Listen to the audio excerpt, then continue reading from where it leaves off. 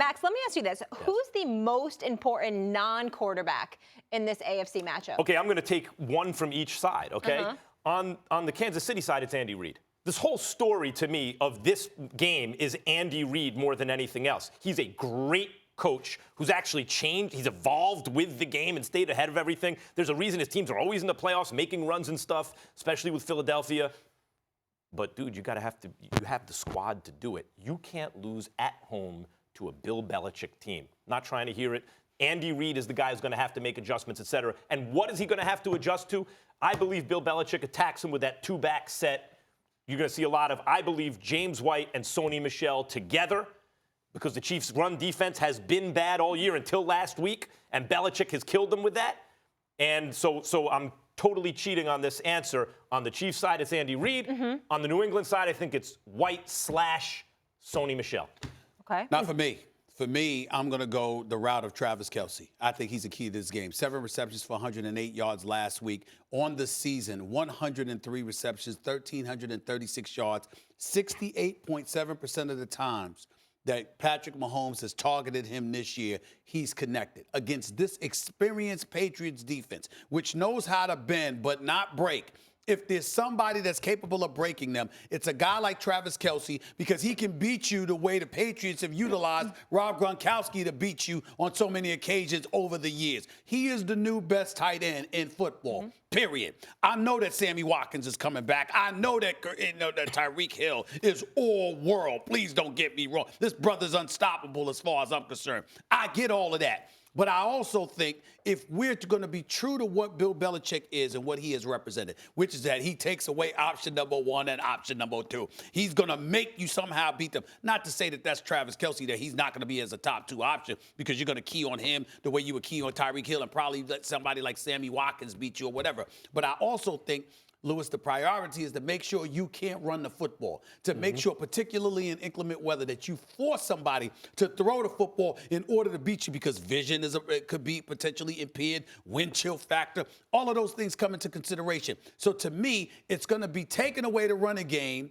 as a top 2 option. The other has to be Tyreek Hill. It can't be Travis Kelce before Tyreek Hill. Because he's a home run hitter. He's the home run hitter, which ultimately means that Travis Kelce doesn't fall along the top 2 options. That means you're going to have to deal with this brother, and he will be ready. Kelce's the best tight end in the game. He got the crown. I'm rolling with Travis Kelce on this one. That's the key. Non-quarterback, most important factor. I'm going to say this. It's going to be Bryan Flores, the defensive coordinator of the Patriots and the Patriots secondary. Because remember this first game now, up there in New England. Early in that game, first quarter, Pat missed 3 short touchdowns. 3, where people were screaming down the field wide open. You watch the all 22 of that game, Tyreek had gotten loose, Kareem Hunt had gotten loose, Travis Kelce had gotten loose. So I'm going to say this. They're going to have to vary up their looks, and they will. Look, you know Bill's going to have his hand in it in real time as the game's going on. But this is kind of like, for me, this could really be a coming out party for Bryan Flores. He could be one of those guys who says, look, as I begin to embark on this journey as the head coach of the Dolphins, presumably, if I could slow down the Chiefs offense on the road in Kansas City in the championship game, just think of what a feather in his cap that would be. And the secondary as a whole, look, I haven't seen anything.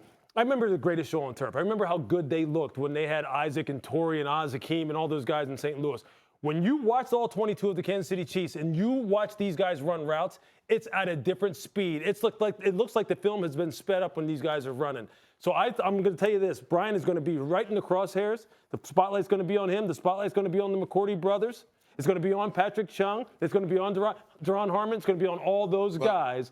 Those guys are going to be the key to the Patriots winning this game. My only problem with your analysis is that you're implying that if he shows up in this game and finds a way to shut down the Chiefs' offense, then that's going to be a feather in his cap and obviously could propel him to new heights. That's what you're saying, right? No, what I'm saying is it will make Bryan Flores a household name. No, all I was trying to say is that they ain't going to do nothing because he's black, right? He ain't gonna do nothing for him. That's the way I was going with it. Ain't gonna do a damn thing. He won't get a head coach. He won't get a head coaching job because of it. Are you saying he'll fulfill the Rooney Rule for someone, but he won't get the job? That's right. That's what I was saying. Well, and that's not a knock against him. That's a tribute to him and a compliment to him. And a damn shame that I have to say that. That's what I'm trying to say. Why are you taking the Chiefs? Why? Okay, multitude of reasons. One, those big plays that I talked about in that first game that they missed, they could have blew that game wide open right from the get-go. Two, Pat knows he was too hyped up in that game because it was being built up as Pat versus Tom. And you could see it. You could see it. He had 2 interceptions in that game that really are not indicative of how mature this kid has played. Third, I'll say this.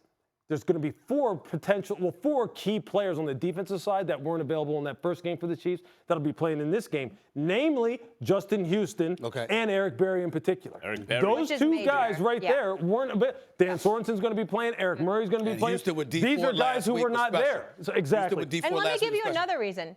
You've been carrying the torch all season for a Showtime Mahomes. Yeah, I mean, you know come what? on, you can't quit now. I wouldn't pick against. You're helping put this guy on the map. Although I have been accused of being an absolute Patriots homer, and look, I make no bones about it. What I know about football at this level was taught to me by the guy who's coaching the New England Patriots. Him and Nick Saban. It's simple as that. So it's hard to pick against them, but I'm picking against them in this game. Because we're almost out of time, so they want all the Super Bowl picks on the record. So who you got? I'm going Chiefs Saints. Chiefs Saints? Yeah. All my Chiefs Saints. Rams Chiefs. Patriots Saints.